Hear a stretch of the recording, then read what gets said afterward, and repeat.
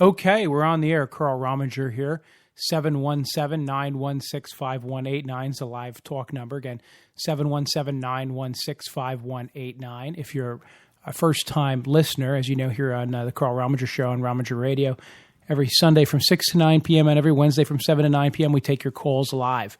So go ahead, dial in 717-916-5189. We'll get you live on the air, and we'll talk about whatever it is you guys want to talk about. Now, of course, you may know I have decided what I want to talk about. And what is that? I want to talk about World War III and where is it starting right now.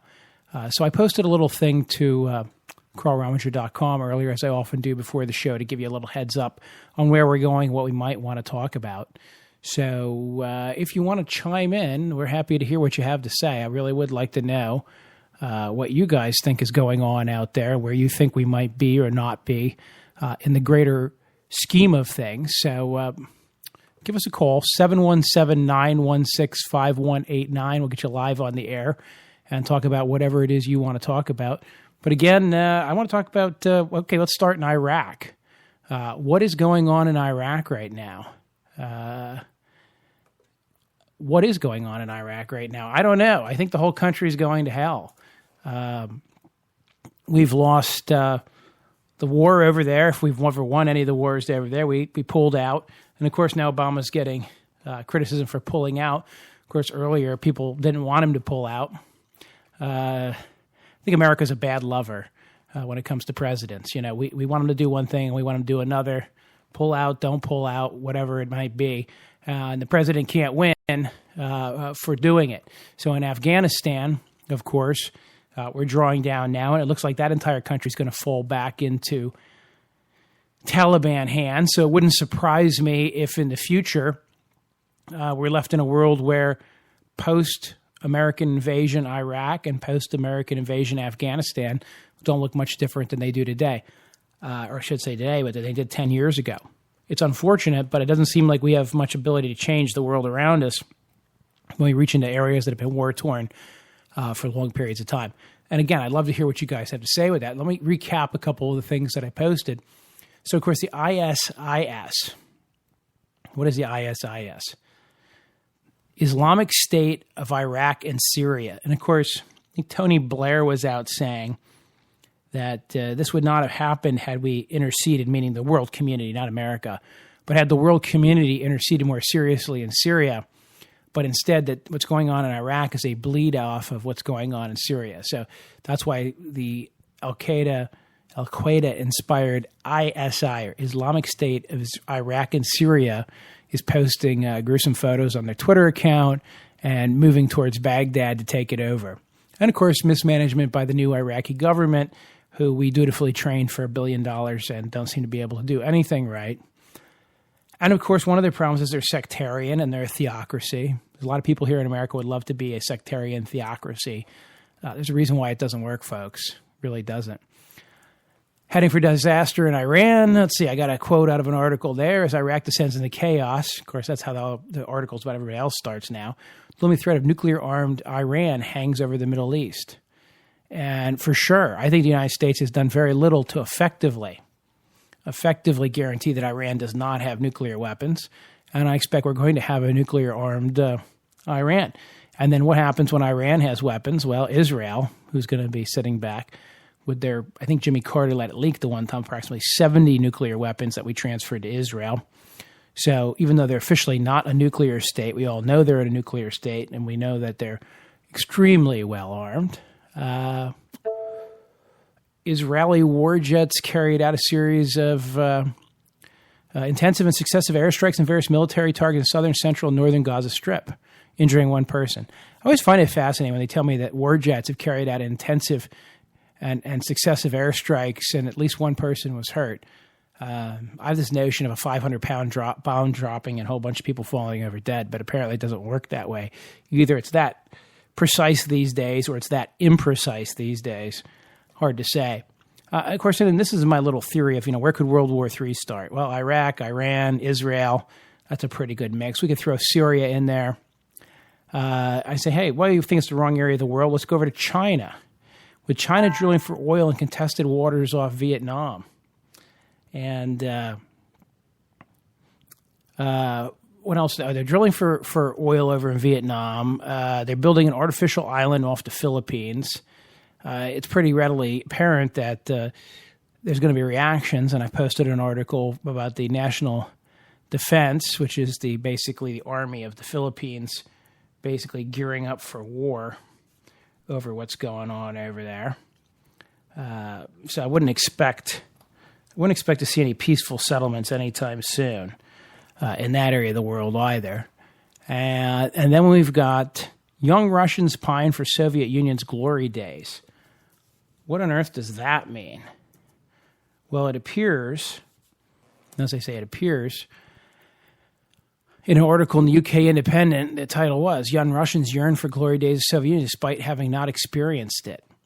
There seems to be some nostalgia amongst the young Russians, some idea that they can return to their former glory somehow. What do I mean by former glory? I'm not exactly sure what I mean by that. Whatever it is that they think they missed because they don't know. But it's this nationalism. It's the things were always better back when. Remember, we've talked about this before, and I've said to you, people will pine for the good old days, and they'll say, I wish everything was like it was back in the, fill in the blank days. I just wish the world was a better place. I just wish the world was a more modern place. I just wish the world had the same values we always had back when America was a leading country, back when, there were no voting scandals and politicians weren't sleeping around, and all the old glory days that people are so often pining for that we all know don't actually exist. That's exactly what that's about. That's that notion, or that false notion somehow, that we can get it all back somehow. No such thing. No such luck, folks. So don't hold your breath waiting for the glory days. That would be my most basic advice anyhow. And who knows, right? Who knew it? Who thunk it? Who realized it?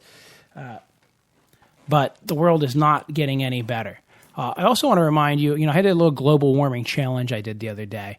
And I'm going to play just a brief clip out of that again because we have a new article that just came out. So hold on a second. I'm going to give you the new global warming article that just came out. But I just want you to hear what I had to say previously. Take a listen. I have a little question I'd like to get an answer to when it comes to climate change or global warming, depending on what you want to call it. The United Nations has said that anthropogenic or man-made causes are the dominant cause of global warming. Dominant cause is a legal term borrowed from insurance law. So what you need to understand about the dominant cause is it means when there is more than one cause, it's which cause is the most responsible amongst the many. So if you have two causes, potential causes, or two actual causes, you would then determine which one was the greater of the two, and the dominant cause would have to be 51% or greater. If you have three causes, then the dominant cause would have to be larger than the other two causes. So it could be 33% something, 32% something, and 34% something, and the 34% cause would be the dominant cause amongst three causes. Now let's extrapolate that out to 20 possible things contributing to something. If there's 20, then theoretically something could be as small as a 5% cause. Now you could have something that's a 98% cause and the other 2% encompass the other 19 causes, so that something is 98% caused by something and there's 18 or 19 other causes, all of which add up to only 2%. Or with 20 causes, you could have a dominant cause as small as 5%. So as you can imagine, when you get out to 50 causes, the theoretical minimum dominant cause would be 2%. What am I saying by this? Well, take, for instance, some of the fruit roll-ups or other things you can buy at the store where the first ingredient is fruit. But then if you add up the other ingredients, it turns out that the item itself is actually made up of, let's say, 60 or 70% sweeteners. Fruit's just listed first because it's the dominant ingredient. It doesn't necessarily mean it's the biggest ingredient if you lump other things together. So let's bring this anthropogenic analysis back to global warming or climate change for a minute. The UN says man is the dominant cause of global warming. What is the relative percentage? That's all I want to know.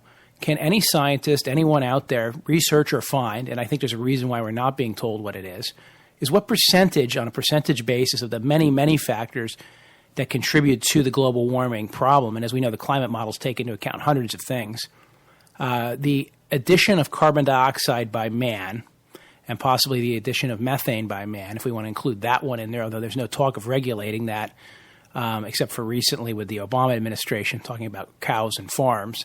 But let's talk about it for a minute.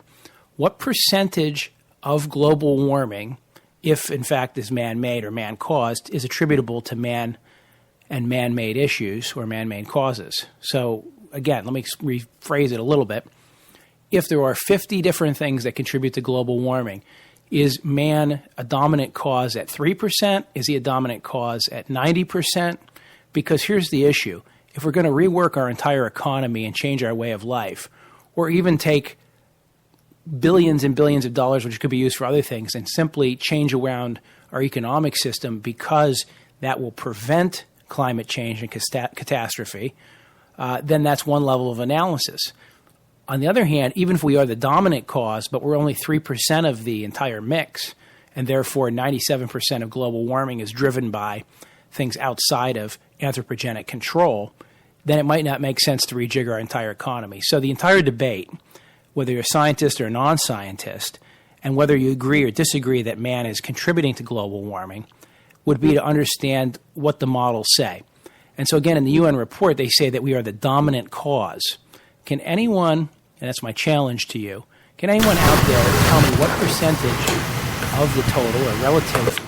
Okay, so you get the general gist of where I was going with that. Found an article this week on what's up with that, which is basically maybe an anti-global warming site. They do that thing where they just don't publish what they're told to. They publish what they think might be interesting or useful. You want to jump on the air, 717-916-5189. You want to take that global warming challenge. You want to tell me what's going on in the world. Is it Obama's mismanagement that's leading the United States into a terrible situation, or could it be just the world stinks and it isn't the beautiful place that we all remember it to be, like those young Russian kids who all think that the old days of Russia were better. Now, this new study that's out, okay, paper published today in the Journal of Atmospheric and Solar Terrestrial Physics. That'll be a peer-reviewed article. Finds long, and remember we talked before that sometimes peer-reviewed articles don't make it because in some journals they block them because they might be anti-global warming, and that would be confusing. In this particular paper, though, they let it through probably because it's too much physics. Journal of Atmospheric and Solar Terrestrial Physics finds long solar cycles predict lower temperatures during the following solar cycle. A leg of 11 years is found to provide maximum correlation between solar cycle length and temperature. On the basis of long sunspot cycle last solar cycle 23, the author predicts an average temperature decrease of 1 degree Celsius over the current solar cycle 24 from 2009 until 2020 for certain locations. And why I say for certain locations, because it's predicted for various locations around the country, around the world, I should say. Some are going to be more than others. And I have the link on my Facebook page so you can follow it. Just go to Carl Rominger on Facebook and follow it, or we can actually add it as a post. But it actually cites the entire journal article, so you can, see this isn't just, some guys who hate global warming and who are anti global warming and just want to destroy the world because they proxies for corporations. This is real science, my friends, and it's really interesting because it proves what a lot of us have been saying, that they don't really know a lot. And then, of course, I talked about this maybe the last time I was on, I'm not sure, but I found another article. A new study also shows that melting of the Antarctic could be related to volcanoes underneath the Antarctic, and there's no way to know which of the two causes more or less of the warming. Is it the sun and CO2? Is it volcanoes? Is it a combination? Does the melting of the Antarctic have anything to do with global warming whatsoever? Is climate change natural, or is it being driven by man? Have we increased CO2, and is increasing CO2 actually increasing the temperature of the atmosphere? If you listen to my little challenge a minute ago, you'll understand why I don't think this is settled science and why I don't think that's going to make a big difference in the long run. But hey, what do I know? So I want to know what you guys think here. 717-916-5189. We'll get you on the air. You can tell me what you think's going on in the world. You can tell me if you think Obama's starting the World War III, or if you think that perhaps it's a little bit more complicated than that, and that the world might not simply be under the absolute maniacal control of Obama. I do go a little crazy sometimes about that. People think, oh, this guy's in the White House and he's just here to destroy the country and he's going to run America into the ground. I don't really believe that. I don't believe that Obama wants to run America into the ground. I just don't think he knows what the hell he's doing. Those are two separate questions. In fact, the most well-intentioned person in the world can be your worst enemy. Now, combine the fact that he's a little clueless with the fact that he has an agenda. And I agree with you, he's dangerous. On the other hand, he was democratically elected. And I said this before, democratically elected presidents aren't always going to be exactly what you want, because sometimes they're going to do things we disagree with. In fact, quite often they're going to do things we disagree with. But that's just the way it is. So what can you do? 717-916-5189. Again, one of my theses for tonight is that World War III may have already started. We just don't know it. So when you go back to 1911, somewhere in there, there was writings. The End of War, I think, was the name of a book, kind of a thesis. Lots of people believed the war was over. And after World War I was over, they were going to have disarmament and armistice and the League of Nations, and there would never be a war again. But we all know where that happened. That was the progressive ideal of the 30s. And I'll leave it to Glenn Beck to educate you more about that full circle. But needless to say, as we all know, despite the fact that, again, 30 years later, the world was sure there'd never be another world war. And now the general attitude you hear from people is, well, it won't happen again. Doesn't make any sense. It didn't make any sense the first 3 times it happened, counting pre-World War I, probably the U.S. Civil War, and maybe the French, well, I forget which war that was they were engaged in. But you get my point. My point is, wars never made great sense. In fact, at the end of the day, it doesn't actually become a win-win for anybody. I guess you conquer some territory and take it over. And when the known world was a little smaller, it may have made some arguable sense. And when lifespans were much shorter and all those good things. But I can't imagine war having made sense in the last 150 to 200 years by any stretch of the imagination. But yet it's prevalent. And for people to say that's the reason why there won't be a World War III, well, hogwash, I say. It only takes the right person at the right point to step on the right toes. Will Putin do something in Ukraine? Will the Iraqis do something? Will the Iranians go nuclear and then go postal with their nukes? Quite possible. They're a theocracy. When you're fighting theocrats, all you have to lose is that they're going to go to heaven, right? And actually, that always makes me wonder. I always wonder about that here in the United States. We claim to be a good Christian country, and when you die, you go to heaven according to the good Christian doctrine. But I'm always a little skeptical of whether the soldiers really, they say there's no atheists in foxholes. Well, when it comes to our guys, and I know this is what got Bill Maher in trouble, right? He said it takes a true believer, or it's a true act of courage to fly a plane into the side of the building. What he meant was those people actually believe that by doing that, they're going to be rewarded in heaven. If you truly believe that the worst thing that can happen to you on the battlefield is that you'll survive because you won't have the glory of dying in war and the extra riches in heaven, then you become a fearsome and formidable foe for all intents and purposes. At least that would be my opinion. And so I would argue we have to be very careful because a few of these nations, like Iran, they're theocracies, will field armies. This ISIS, depending what I saw something about this with Bill Clinton. What definition of is? Long story short, these guys really believe that there's a religious reward to the end of their struggle. And so they're not going to make their decisions the same way. Most of us work for a living. People in the Army get paid a wage. Police officers get paid a wage. Firefighters get paid a wage. No matter what your job, whether it's a first responder or a defender, you get paid. Almost no one does what they do completely out of the goodness of their heart. And not everybody enjoys the job they have.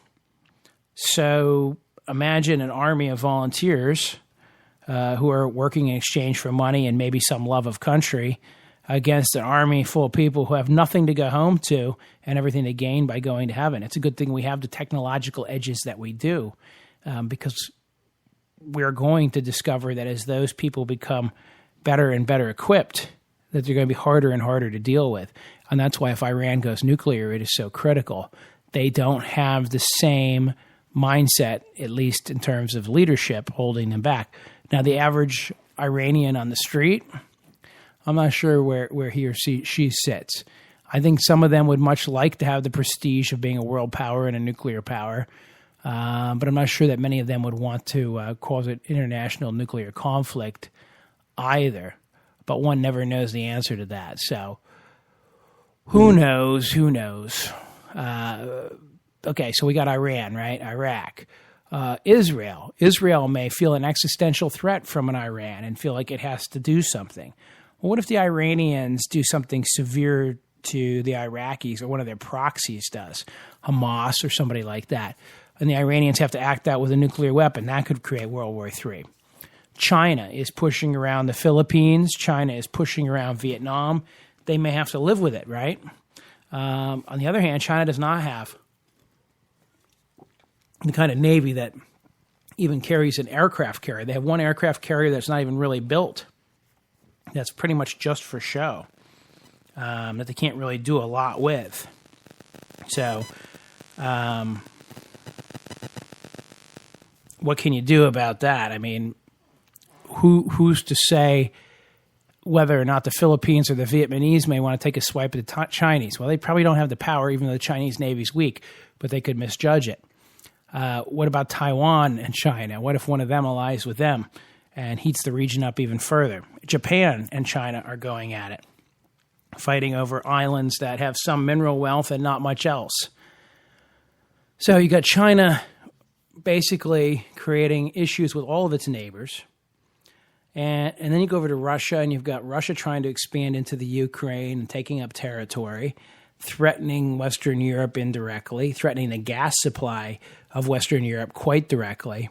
That's huge. That's huge. You know, they have their nuclear, the Soviets have their nuclear carrier to go up in the Antarctic and break ice so that they can control the Arctic. They're nationalizing areas around their country. They're on the move, my friends. They're on the move. Could something run afoul? Well, everybody says, well, everybody will go to the brink, but nobody's going over the brink. Well, it's sort of like that moral dilemma with the banks, you know, too big to fail. If all the banks know they're too big to fail, then sooner or later, one of them's going to get themselves in a whole hell of a lot of trouble because they're going to run right up to the cliff and probably fall off of it because it doesn't matter. Somebody's going to catch them. Well, same thing in international diplomacy. Each country can assume that no one is going to rationally react by doing this or rationally react by doing that, and then they can go so far with it. But at the end of the day, each and every country has the same dilemma. They have to trust that the other guy is going to go to the brink and no farther. Well, if everybody's pushing to the brink, sooner or later somebody goes over because, you know, how close do you get to prove that you were serious, even if you weren't intending to go over? And history is replete with wars and actions that have started either with an incomplete order or a reconsidered order or request, or where things just conflagrated out of control of the people in charge of the strategic thinking because something at the tactical level went awry. And then you have political reprisals. You know, if somebody sets off the right kind of attack, albeit a small-scale nuclear or biological or chemical attack in the right area on the right people, there may be a reaction amongst the world that, you know, hey, we need to do something. We need to fight back. So that's why World War III can happen. So I don't want to hear, well, maybe you can convince me. In fact, I'd invite somebody to call me and explain to me why it is that World War III is now impossible. If you want to explain to me how war could never happen, I'm always game to hear that as well. I just don't think that's a realistic view of the world. So if you want to jump on the air here, it's 717. Got that? 717-916-5189. 717-916-5189. We'll take your calls. Of course, don't forget to go to carlrominger.com. We've got a series of articles up there Got information on the ISIS in case you want to know a little bit about that. We got a little bit about what's going on in Iran, Israel, China, Vietnam, Philippines, Russia, and even the good old United States. In fact, on May 28th, people have said that President Barack Obama delivered his most, let me hear the exact words. On May 28th, President Barack Obama delivered his most belligerent and menacing speech to date at the U.S. Military Academy at West Point. Aside from lofty rhetoric we've come to expect in every Obama presentation, the president's commencement address was a defiant restarting of the Bush doctrine of unilateral intervention, executive authority, and endless warfare. The speech contained no new initiatives or surprises, but emphasized Obama's unwavering support for the policies which have plunged large parts of the Middle East, Africa, and Eurasia into civil conflict, economic collapse, and war. Obama defended U.S. aggression on the grounds of American exceptionalism, the dubious idea that Americans are specialists and cannot be held to the same standard as others. The theory implies that Washington's relentless warmongering and killing of civilians cannot be prosecuted under international law because the U.S. is a law unto itself. This is, of course, out of Canada from the Global Center for Global Research on Globalization, or Center for Research on Globalization. So, as you can imagine, it has a slightly anti-American bent. But the same way we write about everybody else in the world writes about us. And for those of you who don't think that Obama... If I think Obama doesn't think Americans should be in charge, here's one of his things from his speech. America must always be on the world stage. If we don't, no one else will. The military that you have joined is and always will be the backbone of that leadership. That's a powerful statement. I thought that was interesting. Let's see if I can find another Obama quote in here. But long story short, obvious to see that some people in the rest of the world view us as a little bit warmongering and a tad bit aggressive. I don't know. I don't know if I agree with that or not, although I can understand why people would say that. We obviously do carry a big stick and have sometimes walked quietly, albeit not all that quietly since we were attacked. And people say, well, we were attacked, we were provoked. Well, Iraq was not part of the attack. I'm not sure how we ended up there, except that Bush said that they discovered weapons of mass destruction there, which all may be now in Syria. And, of course, then Obama said, well, you can't gas your own people, and then we did nothing about it. So maybe we can draw a line from there to there. Afghanistan, the Taliban refused to sort of hand over, although this is a simplified version of the world, right? I mean, Bush says, hey, hand over Osama bin Laden. Well, it's sort of like here in the United States. If you come to the United States government and you say, hand over so-and-so. Well, we have sort of this federal government, and we have these state laws, and we have these courts, and we have this whole extradition process on the ability to be officially captured by the law, right? We have all that here. That does not exist in a lot of the world, and of course, it absolutely does not exist in the part of the world we're talking about. There's no central government. There's no strong government. If you want to, quote, round up Osama bin Laden, somebody's got to do it themselves because there's no strong players there. There's nothing that would allow or create an easy way to hand over somebody. So in a way, that was an illusory demand. On the other hand, it's a necessary demand before we go in. So I think we knew we were going in, and we knew they weren't going to hand him over because we knew there was no central authority that was capable of doing that. Maybe some warlord wanted to, make some extra money, but you saw the kind of rewards that were offered. And nobody turned him in. Of course, it turned out he was in Pakistan, right? Talk about the Pakistani intelligence service. Could talk about all that going on. That just leads back into this whole morass in that area of the world. But you get my point here. America can be seen as an aggressor by some other nations. We obviously don't necessarily see it that way, but we certainly are capable of it. Now, that's an interesting question when Syria used chemical weapons. We've always said that we weren't going to let somebody use chemical weapons. But when Syria did use the chemical weapons, we allowed it to happen, and we didn't do anything about it. Is that important? I don't know. Maybe that means in the future we can get away from having to do something about it since we recognize I think this is important. We may have to think about this. In the future, the likelihood of chemical weapons or biological weapons being used goes up. And it will go up over time. And how strong and how exacting a response we take can be important because we want to discourage it, but at the same time, we don't want to embroil ourselves in a major international conflict and get sucked into a conflagration that would create World War III. So that's the little dicey part of a strong response. And maybe that's why we weren't so eager to jump into Syria, have a response. A, is because we're already stretched thin. But B, do we really want to get sucked into those questions and be stuck fighting in yet a third front in the Middle East? And maybe we just chose to go wink, wink, nod, nod. We'll reserve the right to do something, which means later, though, sooner or later, we've got to show that at least selectively we'll do something about it. We can't just adopt the Ryan Doctrine, as was done in the Clancy novel, right, where they just take out the head of the states that are responsible for the bad things happening. I don't think we have the capability of getting to these heads of states as easily as they did in the Clancy novel. It seems like we can't find Osama when he's staying in Pakistan, but with a lot of effort. We've tried how many times over the years we tried to get the Muammar Gaddafi in Libya, blew up the wrong tent. He just wasn't there. It's hard to hit a head of state or somebody else as long as they're being relatively protected by their surroundings. 717-916-5189. You want to get in here on the air? I'd like to have some calls here. 717-916-5189, and we'll get you live on the air. Whatever you guys want to talk about. Of course, I'm still on this theory that maybe there's going to be a World War III. And you can call me crazy. And maybe you will call me crazy. But I'm telling you, it's as possible as anything else. And it's not impossible. I always hate when people say it's not possible. I get that one all the time about, well, that would never happen here. That will never happen in the United States. Was it Al Haig? Who was it who said, I'm in charge here? Almost a coup when Reagan was shot. Nobody knew who was in charge. If you could divert some of the military leadership in the right direction, you could take over this country because they have all the guns and all the capabilities.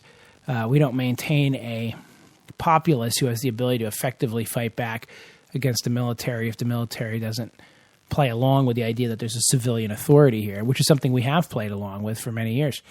America's unique that way. We have a very unique set of ideals, a secular government that recognizes that civilians head the military and that the military is just a tool of civilian authority, no more.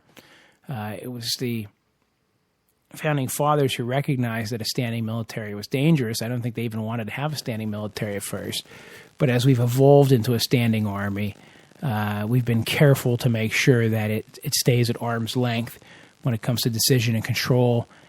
Although one of our presidents did warn us about this giant military-industrial complex, right? The idea of the military and the industry creating this iron triangle of business. And we can see that even still, where even the leaders of the military lament that they're buying weapon systems that they don't even think they need because members of Congress, I've got 40,000 jobs in my state that are dependent on this Boeing contract, so it better not be canceled.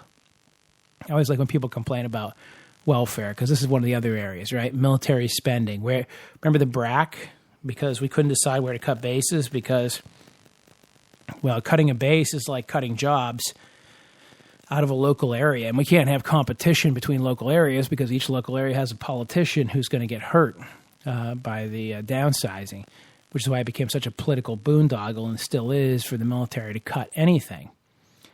And that's one way where military has some control, backdoor control over civilian politicians. Because even though they're supposed to be independent and supposed to be on their own, it doesn't really work that way because they have some behest. We're not going to order this, so we're not going to build that, and then your district is going to be out. Well, it seems like the reality is Congress is worse at it than the military is because Congress says, you're not going to cancel this. We don't care if that weapon's defective or it blows up 10% of the time or will never work. We just need the jobs to continue to flow, so you will continue to build it or your funding's going to get all futzed up. Kind of interesting where the real push and pull on that is. and what that really means. 717-916-5189. Looking for your calls. Again, 717-916-5189. Give us a call. We'll get you on the air here. Beautiful day out, by the way. As you know, probably hit about 80 degrees here in central Pennsylvania. Not sure where you're listening at or when you're listening, but summer is definitely upon us. So get out there and enjoy it. As you know, today was Father's Day, so I had a nice, fine day with my son. We were off doing our thing, had a little picnic. I believe my mother, actually, I'm going to try her in a little bit here, but I believe she is out maybe doing something with one of my brothers. So what a great day. On the other hand, not a great day in the news. It just seems like everything, everywhere, is bad news. And I don't mean that to be a downer. I just mean it seems like everywhere in the world we've got fighting going on. We've got more fighting going on. We've got tensions up. The whole world's falling apart even as we speak. Let's see. Caller, you're on the air. Oh, hi. So what's the topic tonight? Well, tonight we're talking about World War III. Has it started already? And if so, where? I'm just sort of opining that all around the world, everything's gone to hell. And so, we've got Iraq and falling apart. We've got Iran going nuclear. We've got Israel, their typical airstrikes. Who knows what's going to happen over there? We've got the Chinese beating up on the Filipinos, the Vietnamese, and the Japanese. We've got the Russians invading. And President Obama is giving a speech to West Point back at the end of May saying that we're going to continue to intervene wherever we feel like it, whenever we feel like it. So that's sort of the gist. Well, that's it. Well, I mean, my quick take on that is that if World War III is going on right now, it is not a conventional war as we understand from any of the precedents in the 20th century. So I could say, if the Great War is a war of attrition, and the Second World War is an all-out war, and the Cold War is effectively a war of,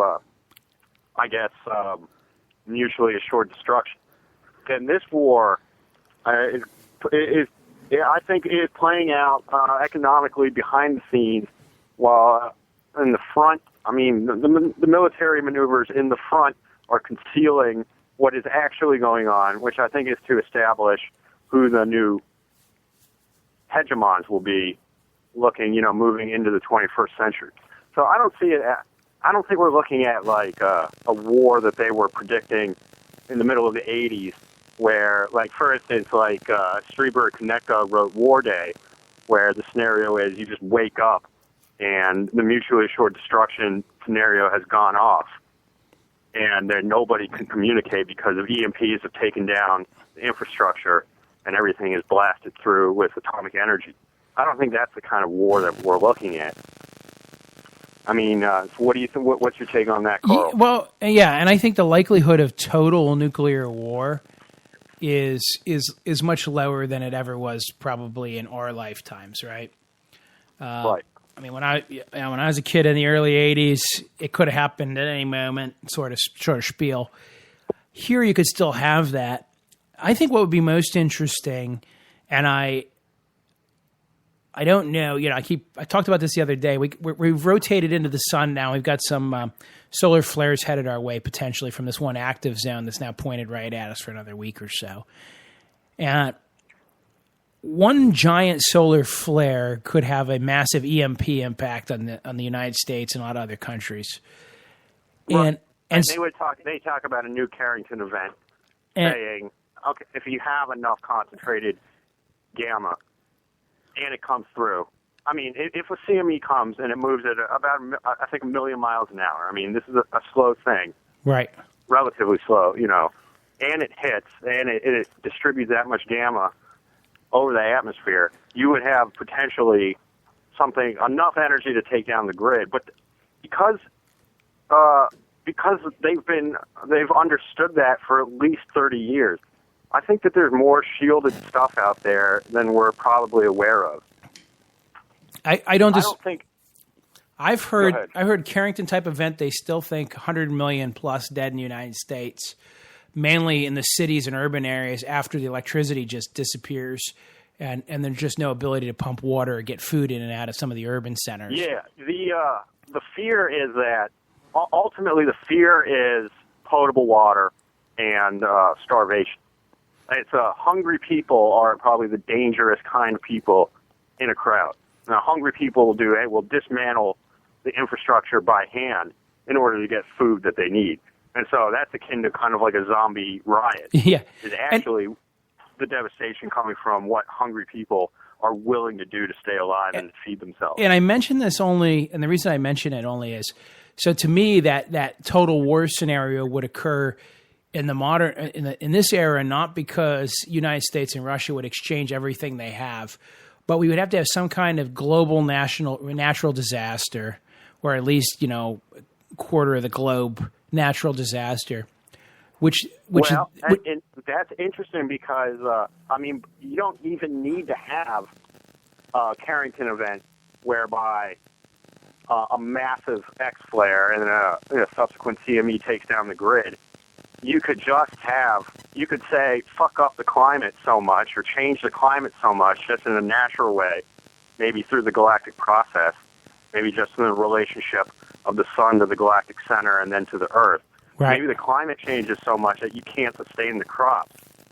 And then you just can't feed the people. And then the people by hand dismantle the infrastructure. Right. And when I say the total war type event, I mean if we were to have a major failure of let's say the U.S. power grid goes into major failure and all kinds of stuff is going to hell over here in America for a few weeks. That's when, if I were a Vladimir Putin or a premier in China or the king of India or whatever the hell I happen to be at the moment, right? I'd be like, oh, America's a little preoccupied now. I'm going to go ahead and annex this province, or I'm going to go ahead and, if I'm China, I'm just going to say, I'm just taking this land, just the way it is, because there's no longer, and that's why I go back to Obama saying, the military is our backbone of our foreign policy. And I know people think Obama's weak on foreign policy and whatnot, but nonetheless, I think he recognizes, and he was pointing out in his West Point speech recently, without our military, who cares what we have to say or what we're going to do? And if we're too busy rebuilding here at home and we're weakened and our force projections turned off, what a lot of people would be willing to try to get away with would be amazing. And so the total war scenario, I only see things going really crazy in the total war direction, not if it's set off almost by a natural event, but almost as if there were just some, a tsunami hits the west coast of the United States or something that causes some other bad guys in the world to assume that we're sufficiently weakened as to not be a power player for the moment. Then people are going to take advantage of the situation. And once that happens, all bets are off, Yeah, that's true. I mean, I think there's a lot of scary scenarios that can happen. And a lot of it has to do with what's behind the scenes, which is basically what is not visible or explicit in the media are the power plays that are going on behind the scenes, and we don't really know what the hegemons know about each other at any given time. So it could be, for instance, that China, Russia, and the U.S. have already developed sophisticated weather control weaponized systems. So maybe they could possibly create earthquakes themselves or move storm fronts themselves. Maybe they've been manipulating that for a long time. It's just hard to say. And we don't know the extent to which they know each other's capabilities in reality. And not to draw from science fiction, but you can. There's a great Canadian show, although it's now on Sci-Fi, called Continuum, and it basically takes place in Vancouver, basically in Canada, Canadian city, but a woman travels back in time from the future and has a very interesting scenario in it. But there's a funny little side note in there where the one young industrialist who manages to come up with some earth-shattering technology with a little help from the future, he gets called into a meeting with some other industrialists. He's like the young guy, and they have to have a little talking with him because he's great. You made a big advancement. Congratulations, but now we're going to talk to you because you're a member of the club. You can't roll it out too fast, and you can't take too big of an advantage of your technology. Right. I think we'd be naive to believe that at a certain level, that's not what, when you go to Davos or some of these other meetings, what the hegemons happen to be talking about, like, who's going to step on whose toes this year and how much toe stepping is going to be acceptable. Yeah, and I think the goal, I don't think at the higher level, whoever's controlling it, whether it be some kind of conspiracy related to commonly understood power groups that control international finance or pull the strings behind the government, or shadow government, to use the Alex Jones terminology. I don't think that the goal is total destruction. I think ultimately it's just to enrich the war chests on either side and ensure that each side gets richer. Well, and there's a good argument to make against my World War III scenario that has a lot to do with just raw economic interdependence. I mean, in this day and age, the United States owes China a lot of money, right?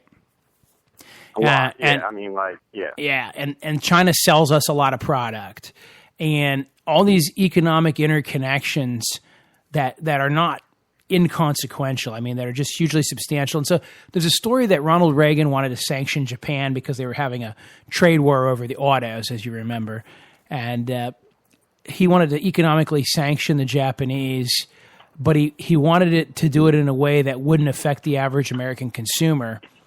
And when they did some studies and they went back to the president, they said it can't be done because there's no sector of the Japanese economy we could pinch which wouldn't directly influence their ability to supply consumer goods to the United States, because in that era, That's such right. a high percentage of consumer goods came from Japan that the interrelation was such that we really couldn't slap anything on them without it coming back to hurt us.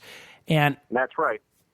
Yeah, I agree. I totally agree with that, Carl. And I think that's a great point, a good assessment of what was going on in the Reagan administration. Now let's talk about that with Russia for a minute, though.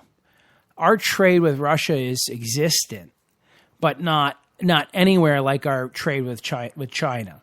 And Russia has something, which is the energy crop, so to speak, the gas that Europe needs.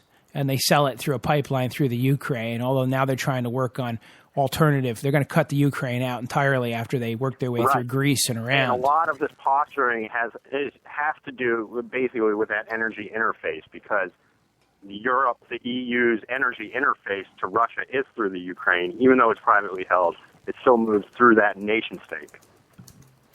Yeah, and so Russia, on the other hand, is in a great position to sort of rattle the saber of, you want your gas, you want to get your gas, then you need to play along.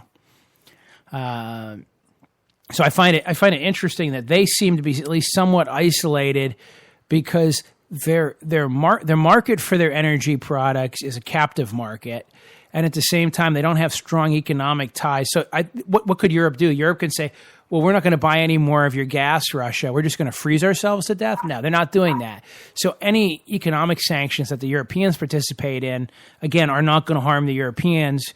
And since the flow of that energy product out of Russia is really where all their cash is coming from, and it's really something that the U.S. nor Europe can really turn off, I think we have limited ability to control them economically, which is what's giving Putin his free hand to do what he wants, because we really can't get to him economically at this point. No, and I'm not sure that would be an A-list goal of the U.S. anyway. And to address that pipeline issue, the leaders in the EU are already trying to flip their infrastructure over to be independent of fossil fuels, and that would take them independent to make them to put. If I can quote a statistic, it's something like, if you can bring it down to more like 20% dependence on fossil fuel and put the rest on sustainable or renewable energy sources, then that would take their dependence away from the pipeline. But you're really only looking at Germany, Denmark, Sweden so far, who have, and I guess Norway too, who have really looked at using solar and having the social welfare state sort of flip the infrastructure and make the solar available to the public in general. Yeah, and so I don't know, so let's assume for a minute, right? Let's assume for a minute that the assessment for Putin is that, in fact, the European Union will achieve some measure of energy independence in the near-term future. Yeah, in a very real sense within the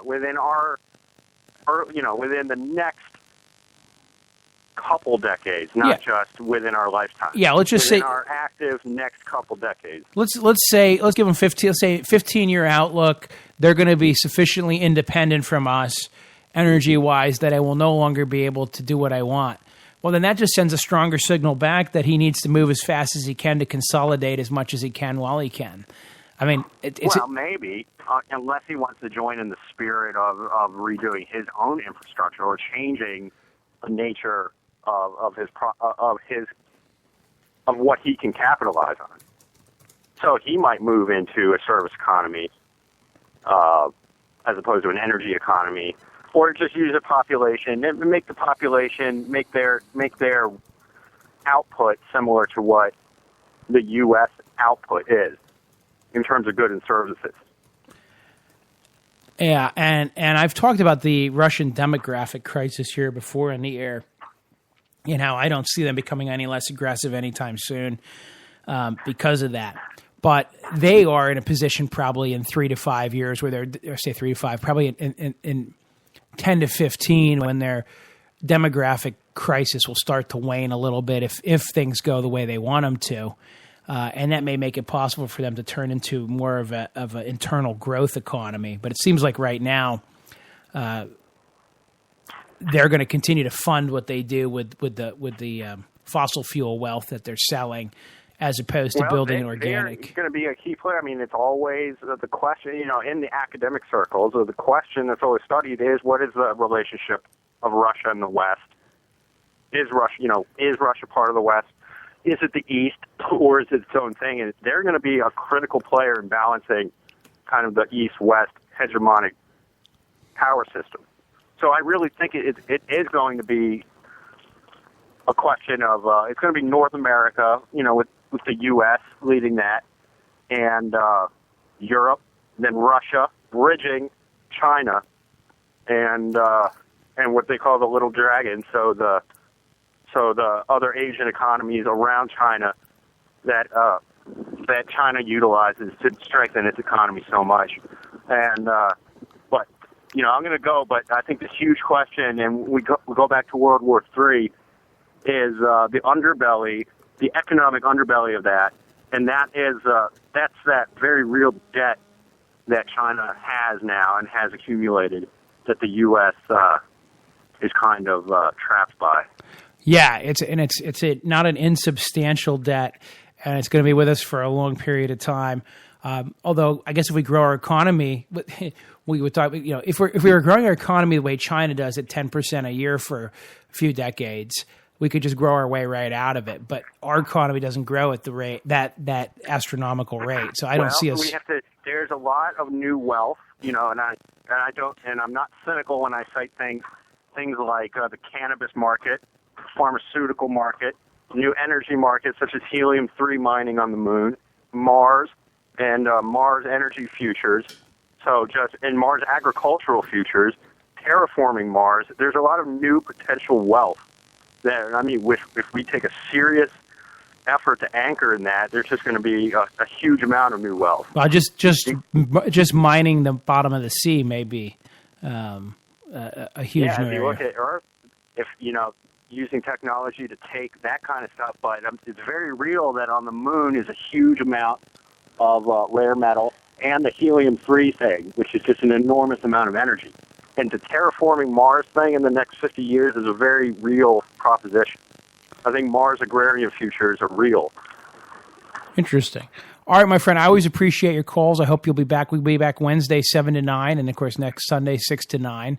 It's All right, Carl. Thanks a lot for the show. Hey, no problem. Take care. Take care. Talk line number 717-916-5189, 717-916-5189. If you want to get here on the air, hear what you have to say. Interesting caller. I thought he had some good points. Mars agrarian futures may be thinking farther ahead than most of us are, but realistically, I don't think it's that far off. I've often said you have to wonder why governments, world governments, and the leadership of the world has spent as much money as it has checking out the solar system. One of the reasons is the same technology that lets me land a rover on Mars is the same technology that lets me fly a rocket halfway around the world and shove it right through your bunker doors and right into your command center, right? Because if you can land that little rover on Mars, you can certainly drop a warhead on a dime halfway around halfway around the globe. That said, that can't be all of it because a lot of what we've done now is surplus. Why map the surface of Venus with a radar? Why send probes out past Jupiter? Why go look at the moons? I was going to make a joke about Uranus, but I won't.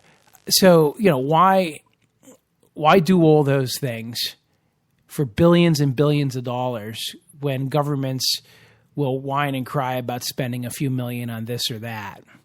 I remember there's an old song, Whitey's on the Moon. It's like, it says some line in it like, my sister's face got bit by a rat, but Whitey's on the moon.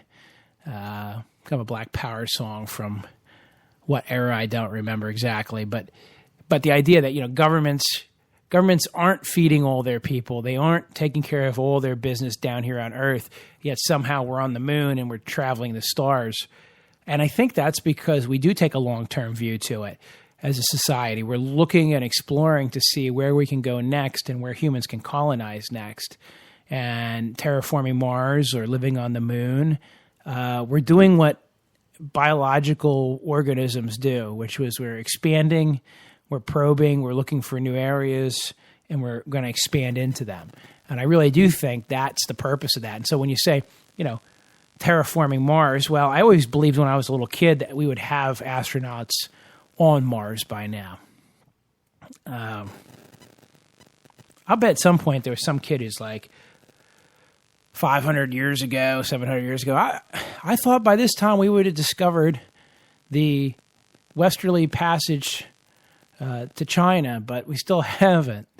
All my life I've waited for this. But eventually, guess what? Somebody comes back and says, whoa, I've discovered the westerly passage to get to China. So maybe in our lifetimes, we will see people living on the moon and Mars. But 50 years, could we see 50 years from now terraforming on Mars? I don't think that's unrealistic, actually. And that's my whole point, why we're spending so much money on space travel. And now space travel is moving into this whole new era where Elon Musk, talk about a guy with brass balls, by the way. He sued the Air Force and said, hey, you guys should be enjoined from signing any more contracts or shipping any more Russian engines in. You should be bidding this stuff out. Got a federal judge to sign it. That goes back to my military-industrial complex, right? Only some people can build the engines for the rockets for $1 gazillion a piece. And they were not bidding them out. So Elon Musk says, hey, you know what? I don't like that. He's also been trying to take on the dealerships. There's a lot of laws that protect car dealerships around the country. It turns out it's very hard to buy a car, especially new cars, that haven't come through a dealer model, because there are laws in place, for instance, in New Jersey and some other states that give monopolies to dealerships. And Elon Musk basically trying to do a dealershipless model where he sells the car directly from the factory to the consumer, and you don't have to pay a sales force, you don't have to pay markup, they'll service it, they're cutting out the middleman. Now, again, in America, it's all about capitalism. We're going to cut out the middleman. But then for some reason, we have laws that protect the middleman. So when I bought some beer today to take to a picnic, I had to buy it at the beer distributorship, who has to buy the beer from a licensed wholesaler who buys it from the manufacturer. So there's a 3-tier system. You can't just sell beer to a guy that sells beer from the factory because we have to have the middle tier. And then you can't just buy beer at the grocery store because we have to have the exclusive licensee, because we're not communists. We're better than the central planning people in China. We know better here in America. Oh, really? And we have a minimum price on milk, and we have a minimum price on cigarettes, and we have a sugar tariff, we have Social Security, and we have Medicare. This would be like the United States of something, USSR. I got to change it around since I say USA. It should be USSR when it comes to all of the social wealth redistribution, central planning, government-regulated schemes that are forced upon us in the name of health, safety, welfare, and good governance. But I digress. So I was on Mars a minute ago, and I'm talking about beer. I know, just the way it goes. Ooey vey. Who are they to tell us? Who are they to tell us when and how to drink our beer? Damn it. Shiner Bock, by the way, is what I drank today. And I was only able to get Shiner Bock because only recently did it become available in Pennsylvania, because there was no, guess what, middleman who was carrying it. Because if you're a beer manufacturer and you're making beer and some guy in Carlisle, PA says, man, this stuff is kick-ass. And let me tell you the story. So a buddy of mine was in the Air Force, and he was stationed down in Texas. And so he started drinking this Shiner Bock, and he got a taste from the Spotzel Brewery in Shiner, Texas. And he got a hankering for this Shiner Bock, and he would pick some up when he would go to New Orleans or down that way and bring it back, and the boys tried it and everybody liked it. He kept telling a buddy, well, soon they found you could get it in Maryland. So you could drive from Pennsylvania to Maryland and buy a case of Shiner Bock and drink your Shiner Bock because you couldn't get it in Pennsylvania. It was only the last couple of years that the factory found somebody here in Pennsylvania who was willing to distribute it for them.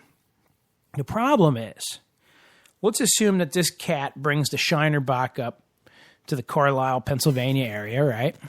And sits around and 20 guys decide they like it. So you call up the local beer distributorship and you say, listen, we got 20 guys that'll buy a case of this a week.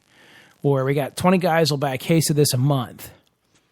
And we got one wimp that'll buy one case every 2 years. Okay, so we're ready.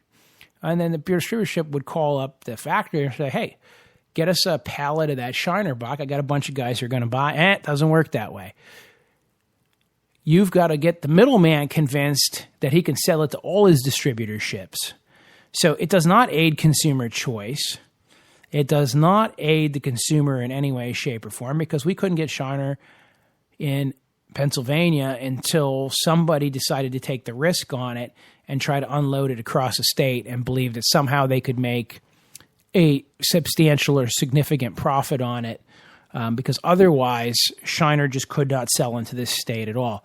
And you may say, well, maybe if they're good enough. Well, there's so many thousands of beer makers out there. It can become very difficult to get into a state like Pennsylvania. In this 3-tier system, at least in other states, the grocery store becomes the bottom tier. Here in Pennsylvania, we aggregate the bottom tier into bars and beer distributorships, which makes no sense. And, of course, state stores for the other stuff. But long story short, I don't understand how it is that I live in a country where I was taught as a kid that the communists are bad and that communism is evil. And remember back when they were going to shoot all these people, and I have a list of people in the State Department that are communists. And the whole world, and they blacklisted people in Hollywood for being communists, and all kinds of stuff was going on, And if you'd ever been to a communist meeting, there was the Red Scare and Purge, and you couldn't go over to somebody's house because that guy was known to have gone to a Communist Party meeting once. Now, we live in a world in this day and age where the President of the United States can be best friends with Bill Ayers from the Weather Underground, can read Saul Alinsky, can be a community organizer, and that's okay. But I still can't buy a damn beer at the grocery store, although that's not entirely true because Wegmans had the cojones to force the issue. But long story short, I still can't just buy it the same way I can in New York, which is just throw a 6-pack in my cart and check out with it anytime I want. Or buy a case, which I still can't at the grocery store in Pennsylvania. I check out when I want. Even though, like I say, the president can associate with known terrorists and still be elected because we've progressed so far. But for some reason, again, but then communism is evil, bad, bad, bad, but well, mainly bad, bad, bad, but not entirely bad, bad, bad, because we can still we can still centrally plan our cigarettes and our milk and our sugar and our beer. What else do they regulate? Pretty much, all kind. Oh, we got a tax on tanning now as part of the healthcare law, right? Thank God I don't tan. Otherwise, I might. You know what it would cost? What the cost of tax on a body this big would be? Good Lord. 717-916-5189. Again, 717-916-5189 if you want to join in the conversation. I'd like to hear what you guys have to say about a little of anything. Of course, I've been mumbling about my theory that World War III is about to break out at any time now. To recap, for those of you who are just joining us, by the way, this makes me laugh before I recap. Some guy here on Facebook, the headline I had was World War III betting pool now open. This guy's got to see this. It's on the Carl Rominger show page. I can't believe you are betting on World War. You are truly the terrorists. I guess the guy doesn't quite get humor, or at least the whole idea that yes, we weren't actually taking bets. I know that, and I got a great picture of Obama up there. You guys haven't seen this picture, you're going to want to go see it, because I know how much some of you really love Obama.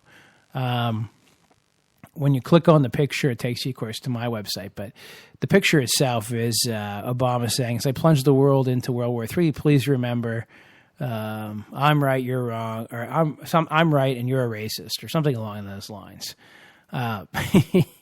Just making a little fun of Obama. And I'm not completely anti-Obama, as you know. In fact, I got in trouble for defending him on Bo Bergdahl a couple times on this show. Callers just seem to think that Obama's evil, and I should never ever defend him at all. But hey, I'm going to play both sides of the fence. If I think he did the right thing, I'm going to tell you. But I have this picture of him, starting World War III up here. But the point on this whole conversation, which, and of course, the guy who makes the comment, I can't believe you're betting on World War. I guess he misses the whole idea. We're not betting on World War. We're just pointing out that it may have already begun. And, that's the old betting pool on, like when the baby's going to be born for the office, or, when Frank's going to get fired, one of those sorts of things. Well, my betting pool here, for lack of a better term, was basically which country, where, and when, with the idea that it may have already happened and we wouldn't even know it yet, because things may just be escalating out of control. And historians will someday write how, little Ali Mohammed Sheikh Labah from Iraq was killed, and that was the real trigger which caused, so-and-so from Iran to go ahead and send some more chemical weapons from Syria, and just work your way up the chain of events. So some no-name Duke gets shot by some no-name shooter, and the next thing you know, you've got yourself a world war. We were also talking about, if you're just joining us, climate change. It's called What's Up With That, like watts, like heat, energy. There's a new study, but they're pointing out that there was a study recently showing that based on solar temperatures and historical solar activity and historical temperature cycles, we should expect over the next several years that things are going to get cooler here on the Earth by about 1 degree Celsius due to a lack of solar activity, basically saying that the amount of sunlight that's inputted directly affects.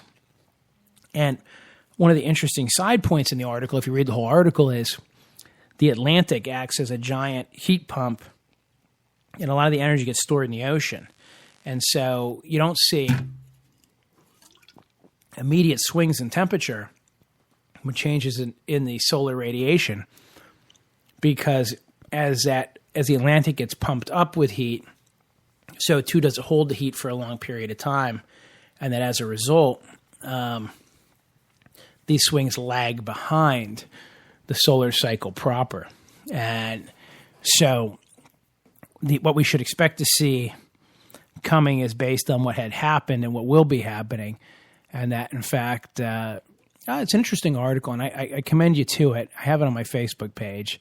If you go to Watts, WATTS, upwiththat.com, not what's up with that, but what's up with that, WATTS, upwiththat.com. You can read the article. It's entitled, New Study Suggests Temperature Drop of 1 degree Celsius by 2020 due to low solar activity. And it's in a peer-reviewed article. And this goes back to my theory. And I played you earlier in my little challenge. Could somebody please tell me what portion of global warming is anthropogenic, right? And I said that. What portion of global warming is anthropogenic? And the answer is nobody can tell us. Nobody wants to tell us, or nobody will even take a stab at it. And the reason is because they don't know, or it's very low. Those are the only two logical answers. Because if they knew, they'd be shouting it from the rooftops and dancing around telling you that's the way it is. And they're not. And there's a reason they're not. The reason they're not is they don't know. They do not know. Okay? They do not know. So don't let them fool you.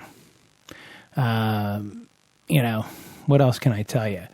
I don't know. Here, let's listen to some global warming scientists.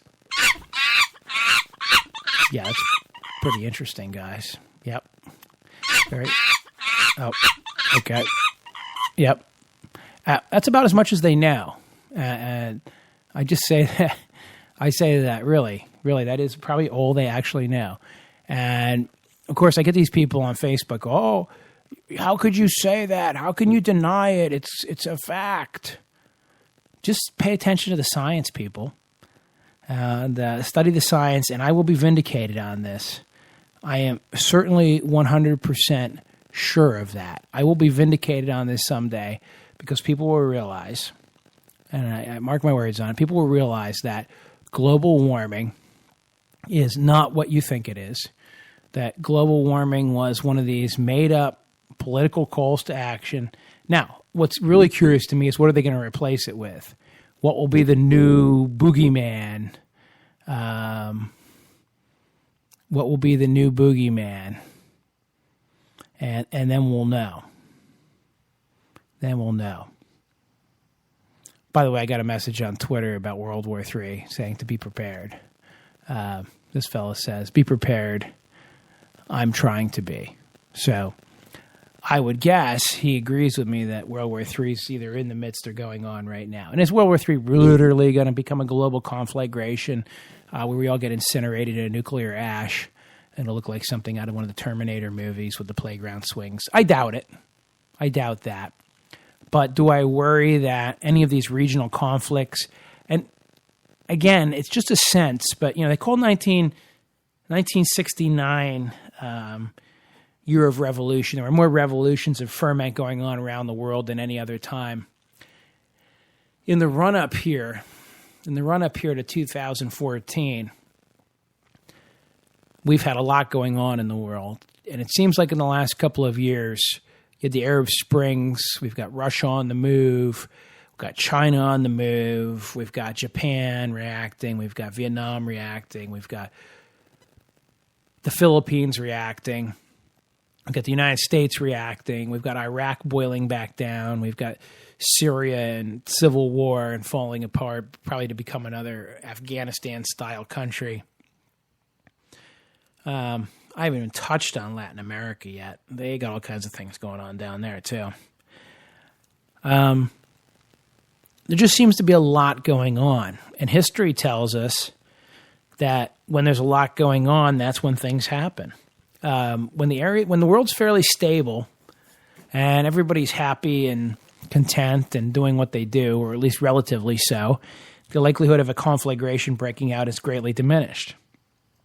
So I mention this only to say, and now I sound like a preacher, right? Because I always think that the things that precede revelations are upon us. Because, for every sermon for the last 500 years, we've always been in the end times. Well, that's what I'm sounding like. I don't completely believe that, but what I would say is this. There's more going on in the world in the way of instability, and it's instability that's the problem. Take, for instance, the government of the Ukraine. Who's in charge? Well, for a little while, it's hard to say. It may be hard to say that the current government will last. And as different areas of the world slide in and out of power, and as the weapons that are available to those people who are in leadership change, we can run into different problems. We could end up with, North Korea. We haven't even mentioned them yet tonight. We haven't mentioned with North Korea just out of the blue attacking South Korea. Well, if North Korea launches an attack on South Korea and we get stuck into some kind of fight, that doesn't mean that's not a bad time for China to grab some land off of Japan, is it? I mean, those are all the unintended ripple effects that could occur where people make decisions and hope for the best. And rational player analysis be damned at the end of the day when the political system is in flux enough. So I worry about that, and that's why I mentioned it. That's why I thought it was a good topic, because it just seemed to me as I looked through the news feed the last few days, it does seem that everybody and everywhere is at some level of turmoil. And it's not coincidental that Barack Obama was rattling the saber at the end of May in a speech. And I know some of you, he's a pussy, he's commander-in-chief, not really. He's trying to destroy the country. He's a communist. He's nothing boring here. All you want to say. I'm just telling you, even if you believe it to be half true, my man was rattling his sword in that speech for the world to hear at West Point. He didn't have to go into West Point and say that military is the backbone and we're going to continue to, do what we want around the world and we're going to be the actors on the foreign stage that speak up. That message was not for the West Point graduates. He could have told them, great job, guys. Rah, rah, serve your country. He didn't have to use that kind of inflammatory rhetoric, except for the fact that he knew, A, that's a speech to the military where he can deflect to his political base and say, hey, I was talking to West Point, leave me alone. Because some of the wacky liberals are going to be like, oh, what's he saying? On the other hand, from his standpoint, it's a great opportunity to say to the world, hey, I believe in flexing our muscle, and I will flex our muscle. And you saw the read on it out of Canada from an organization. They saw it as militaristic. They saw it as Obama making clear that he was going to operate within the same idea as Bush, which is based on American exceptionalism. We're going to do what we want to do, where we want to do it, when we want to do it. And you can say that Obama hasn't been as strong as Bush or as strong as some other president or whatever you want to say. But on the other hand, what he's saying is that we maintain a prerogative to act. And I'm going to borrow the same prerogative that George Bush used. And as my brother, who's very fond of hating, Obama likes to point out, is, for a lot of Democrats who thought they were voting for a president who was going to get us out of Iraq and Afghanistan. In fact, if anything, he ramped up troops and continued the wars much longer than his supporters would have thought. He's probably more of a war president than many of his supporters would have ever thought. So I also have one other little inside story, which is I know somebody that worked in the White House and did some, without giving away their job, was a military person with a colonel's rank in the organization, who said that he came in after Clinton and left when Obama came in from his position. But he made the comment because he was asked, and this was a presentation, not for attribution, so that's why I'm not attributing it, but he was asked about, what about Obama? Because, of course, the group I was with, a bunch of cigar-smoking Republicans, chomping on cigars and smoking their cigars and drinking their whiskey, had no love for Clinton or Obama. And he said, well, the answer is all that bad stuff you heard about Bill Clinton and disrespect for the military is true, but that actually Barack Obama and Michelle Obama went out of their way to be very, very kind and polite to the military guys in a way that wasn't expected because of the way the last Democratic president had acted in the White House.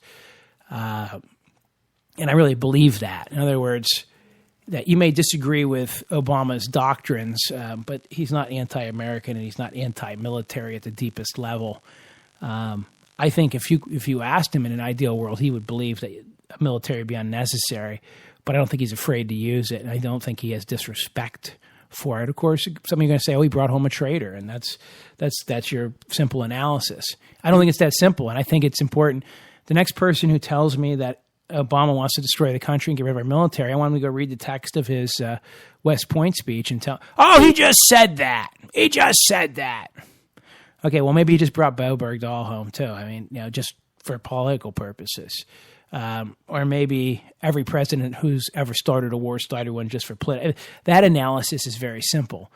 They can always just have done it for political purposes. So I can't call that a debating point, if that makes sense. At least I don't feel it could be. Hey, John, this is a shout out. I see you're a first time listener. Welcome to the show. Talk line number 717-916-5189.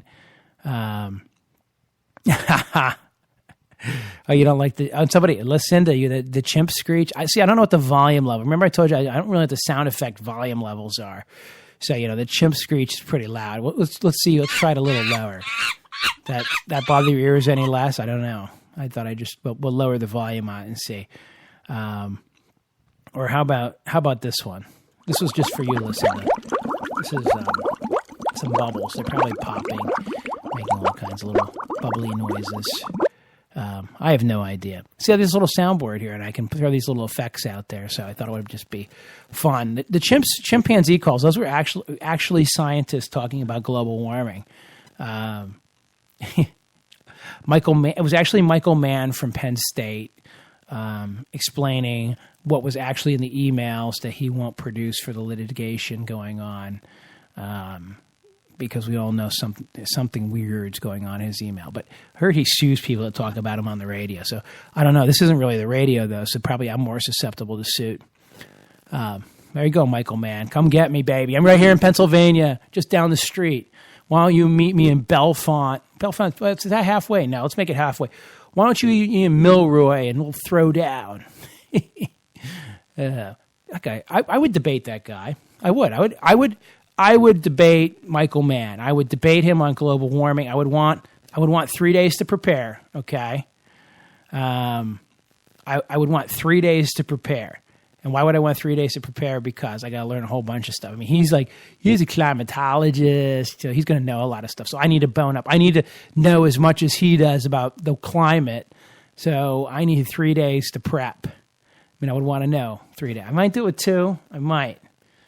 And let's see, what are my other demands? I want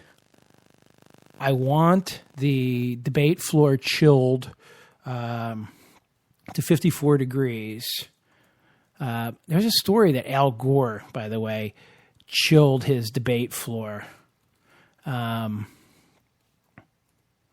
me see here if I can find it. Al Gore debate, room temperature. See, the problem is with room... there's something about Gore, and I'm not making this up.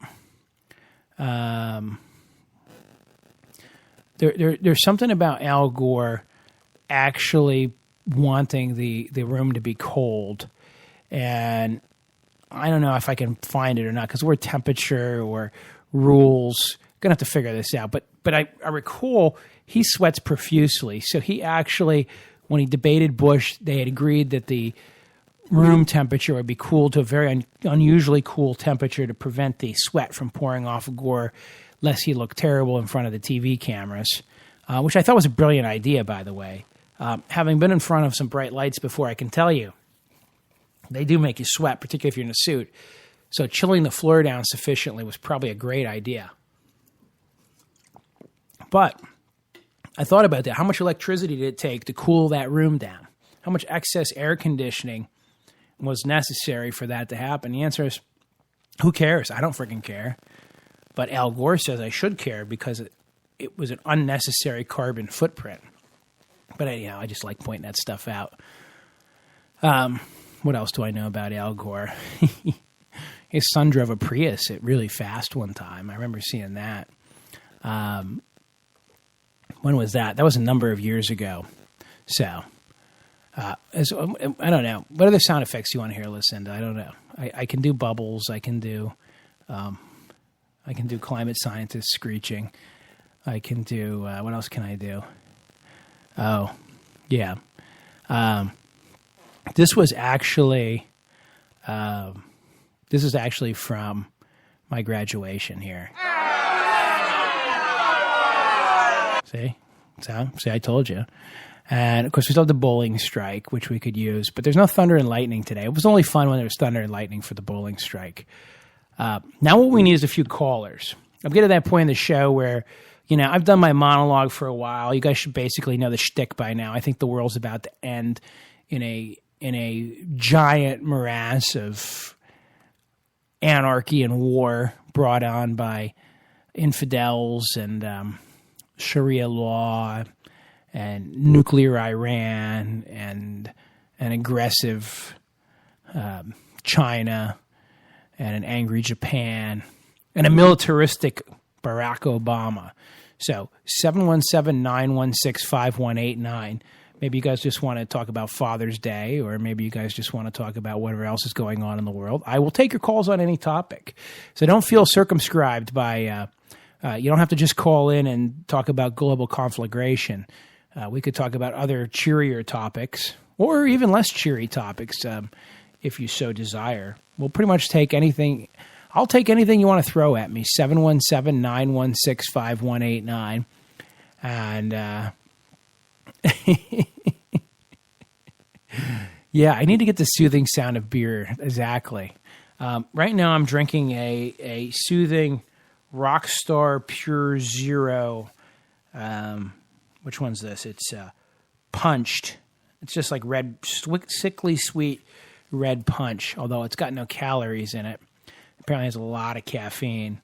But I had a little picnic this afternoon, so I need a little pick-me-up, Picnic, by the way, I had bear meat for lunch today. And it was very good. It was bear butt, which was done sort of like a pot roast, which just fall apart good. And then there was believe it or not, a bear tenderloin as well. Very, very good. Caller, you're on the air. Yeah, Carl, it's Dwayne. Hey, how are you, my friend? Good. How are you doing tonight? I'm not too bad. Good. I'm jumping in on the calling on anything. Okay, what do you want to talk about? I spent a little time last evening surfing the net, trying to find out what the latest things going on with Clapp and Bundy out there in Nevada. I remember that, standoff out there some time ago, and I was, very, very glad that went the way it did. I thought that the federal government, the Bureau of Land Management, just really, really blew it as far as, their show of force and the threats they made. But I'm having trouble finding out what's going on now. I mean, they're not going to let that man alone. They're not going to just let this happen. Right. Have you heard anything? Well, last I knew, they backed off, but I don't know what they're going to do now out there. Have you been trying to keep up with it at all? I have followed a little bit, and I haven't seen anything else that's really come up. Okay, so I'm not missing something. No, my guess is we will see more activity out there, but I have a feeling they're going to wait quite a while. I also don't know how they're going to handle it in the sense of are they actually going to go in again, or are they going to try to sneak in, or what are they going to do? Yeah. Mm-hmm. Okay. Yeah, I don't know. I just haven't heard nothing going on. And I, of course, eventually at the end of the day, whenever that day is, I'd like to know what the federal government's going to decide to do with the man. Right. You can probably help me out, being a legal kind of guy. When did that land out there go from state-owned to federal? In other words, flagging you to the point, that it's state land. Yeah, okay, well, here's the answer. The entire West, okay? The entire West was territories at one point. And there was an agreement struck between the federal government and the Nevada territory, and this was true of a lot of territories, saying you can become part of the United States, but we get all this land out of your territory. So when Nevada and the territories got together, the Nevada territory and the United States got together to give it statehood, they agreed to give all this land to the federal government as part of their agreement for statehood, okay? So that's the theory of why the land is federal land now. Now, Cliven Bundy agrees that that was true, but says that there was a subsequent act of Congress which made Nevada part of the federal government and circumscribed part of the union and circumscribed what the state would look like. And it said that no agreement entered into by the territories was binding, and in fact, they were all null and void.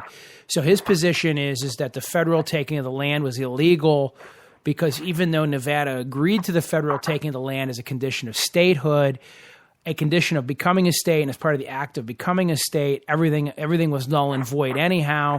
Therefore, they didn't have to honor it. Therefore, they shouldn't honor it. Therefore, nothing's ever been properly done to transfer the land to the federal government.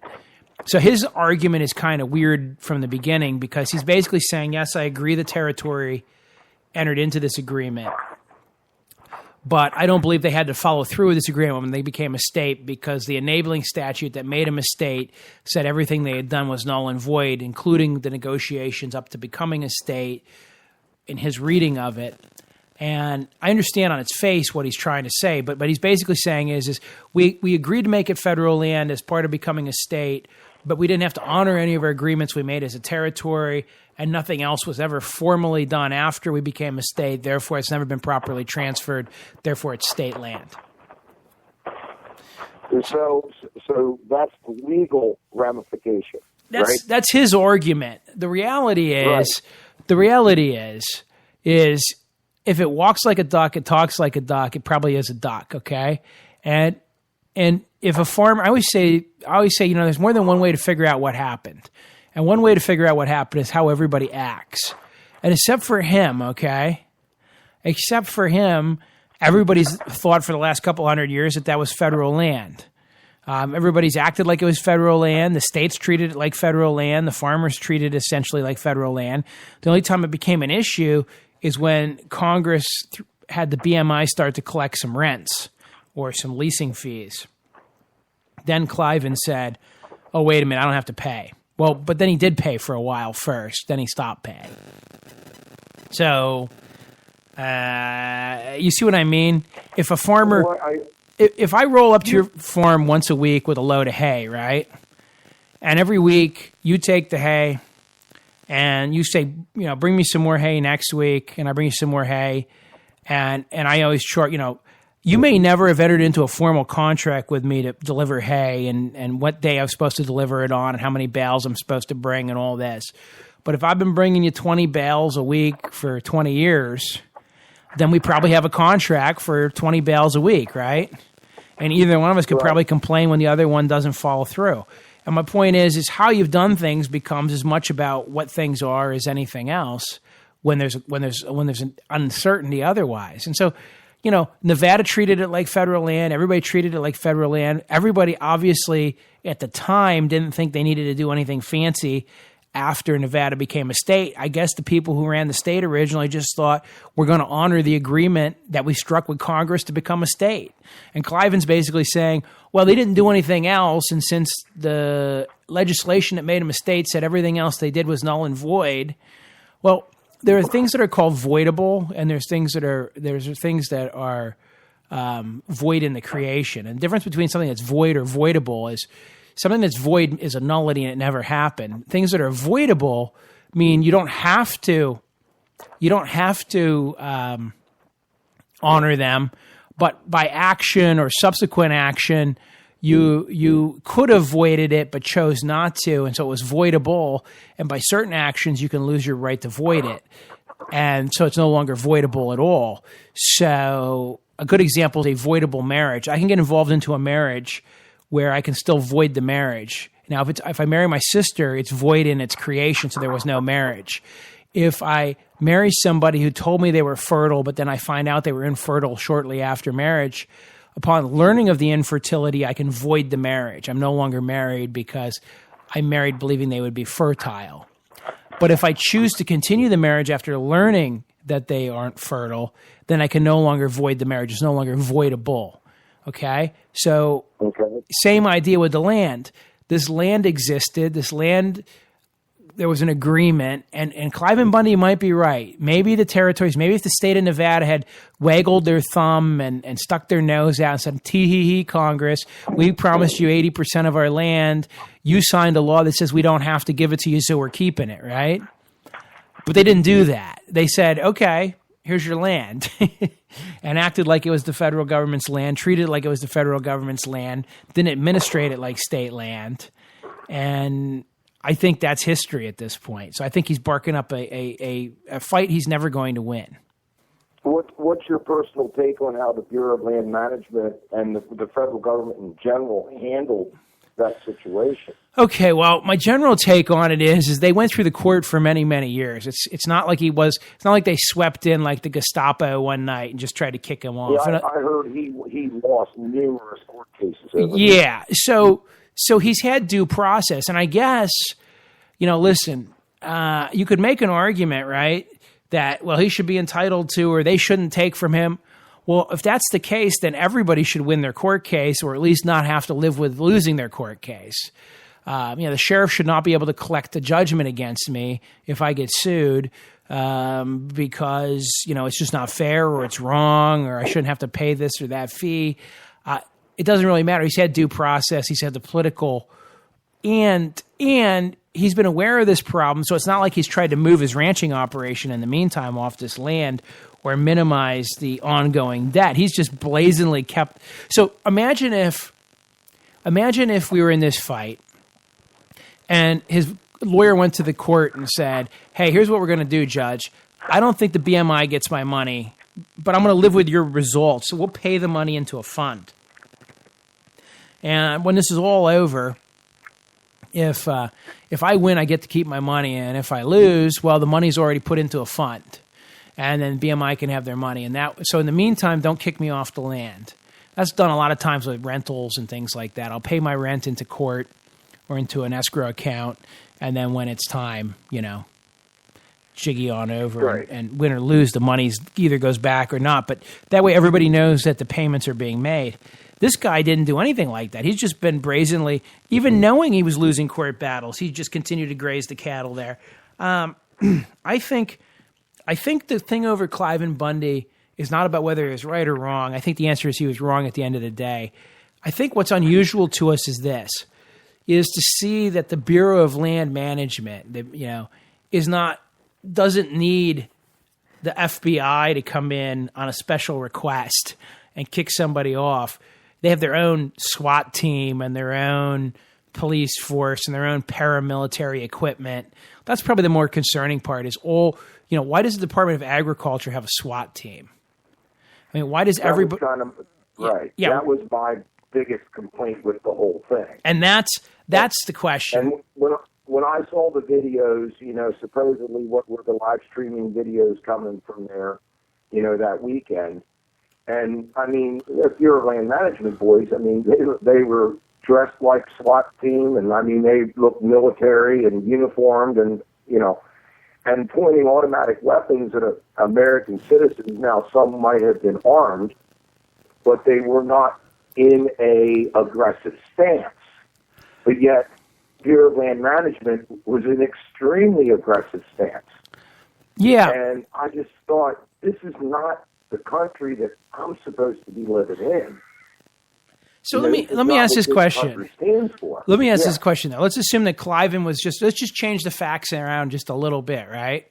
Okay. And let's say he was growing opium poppies instead of cows out there on the BMI land, right?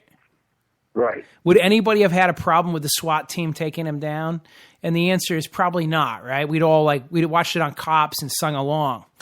And my point on this is they're both illegal acts, and neither one is fundamentally more illegal than the other. I mean, one creates drugs, right? But they're both the illegal use of the federal land. You've been told not to use it.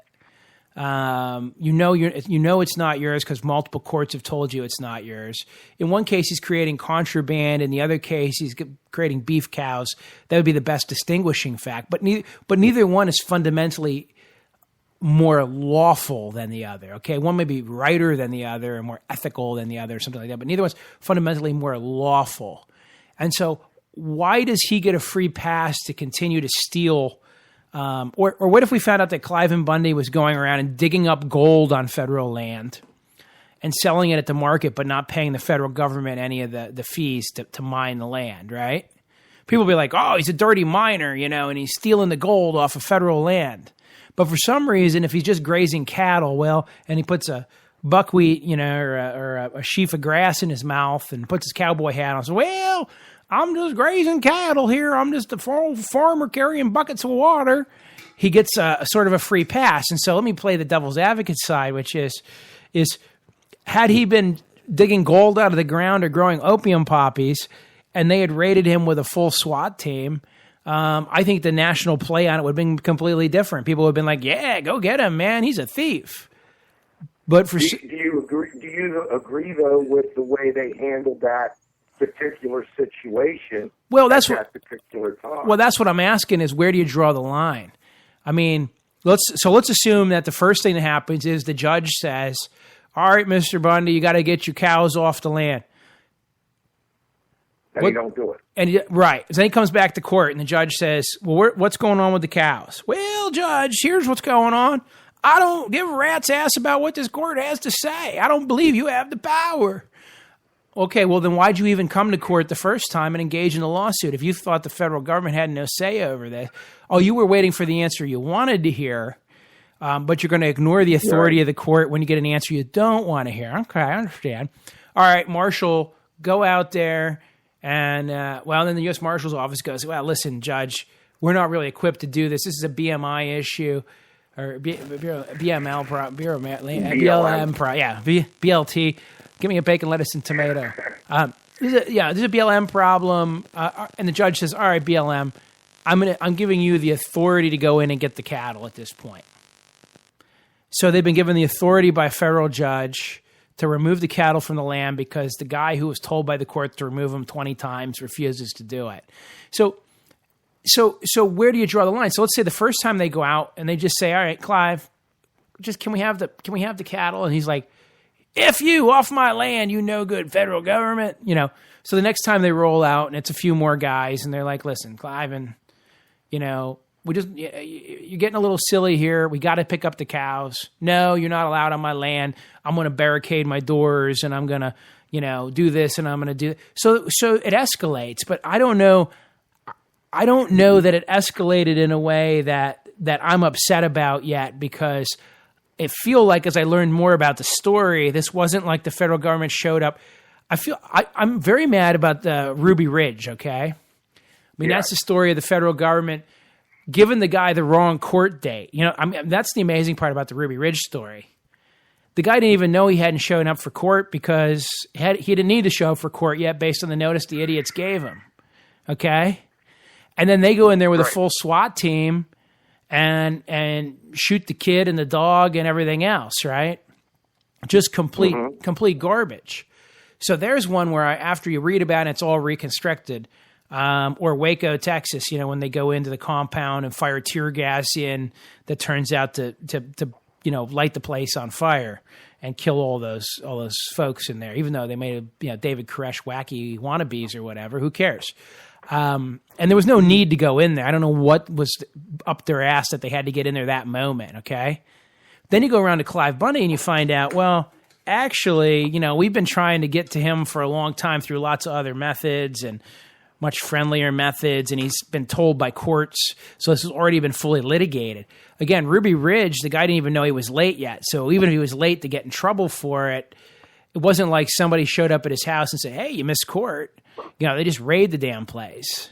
Well, and then first off, Ruby Ridge, to my understanding, the charges, the original charges were kind of like not very serious to even start with.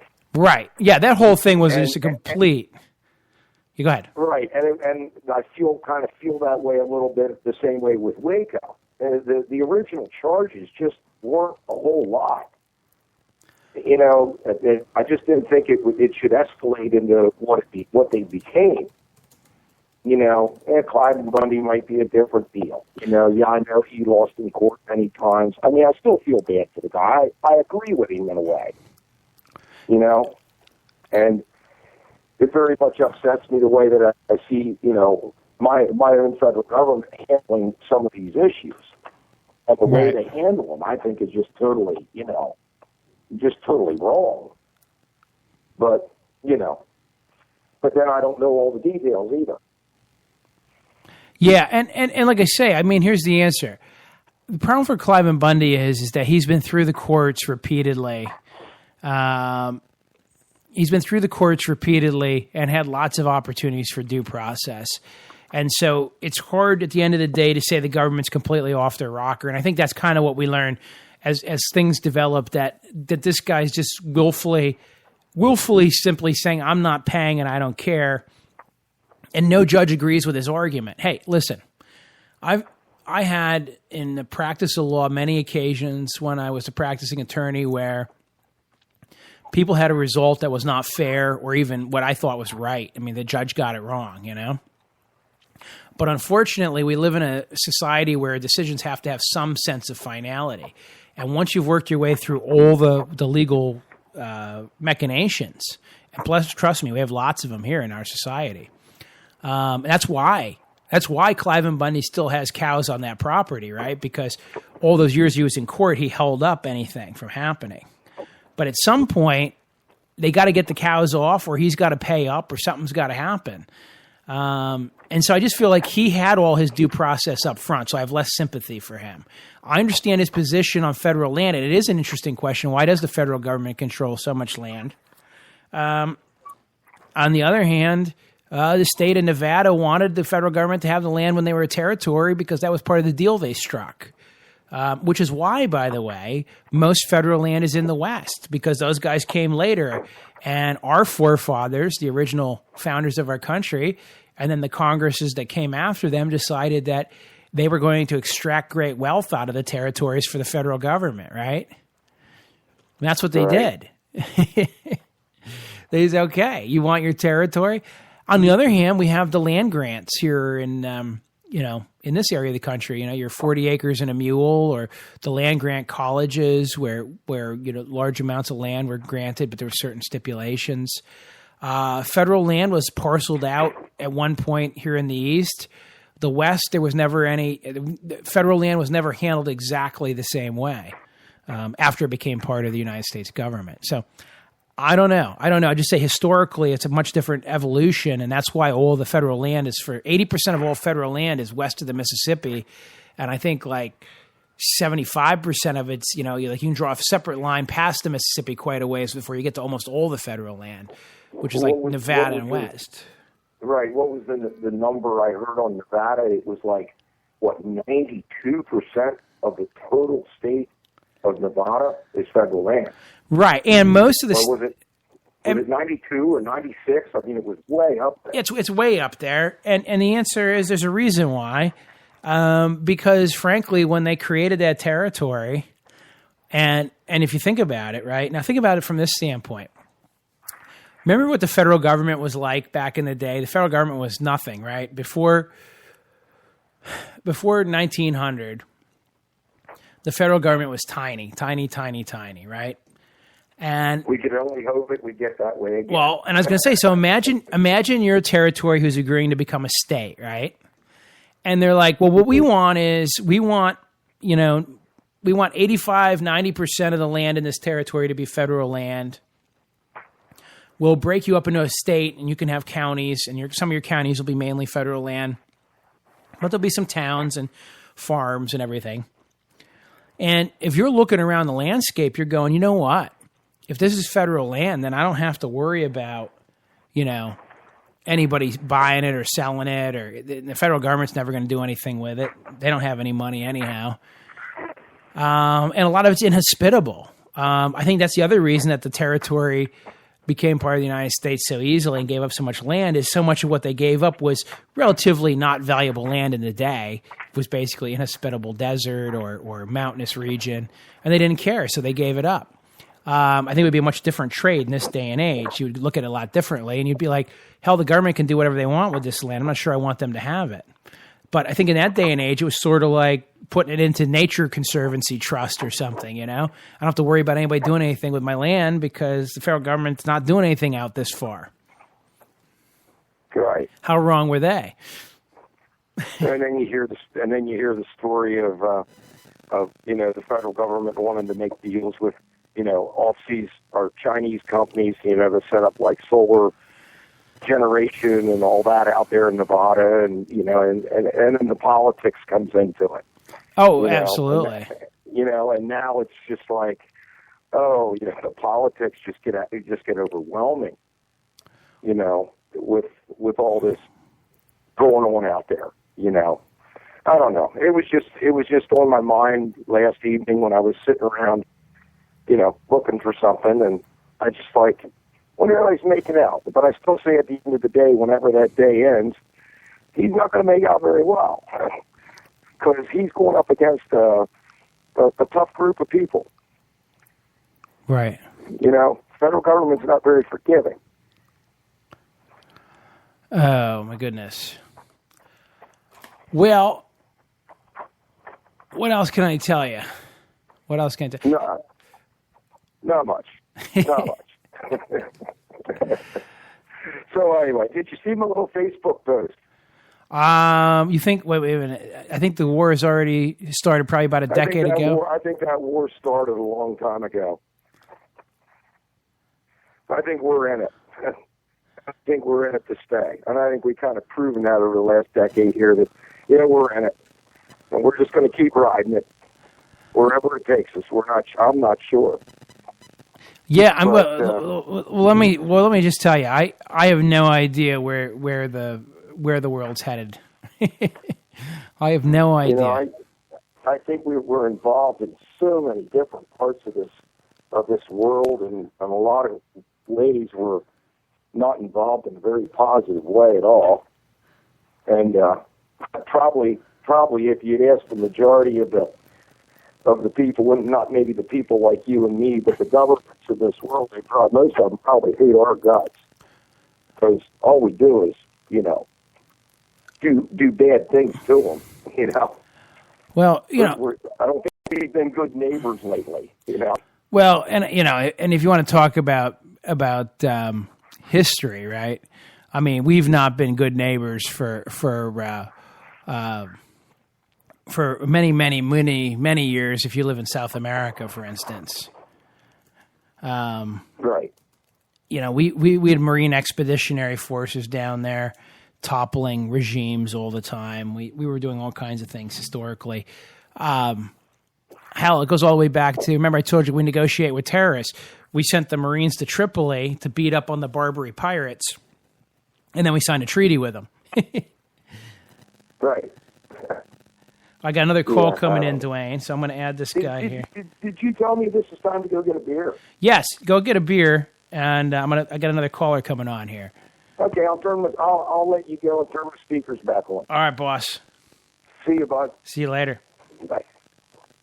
Caller, you're on the air. Oh, let's see.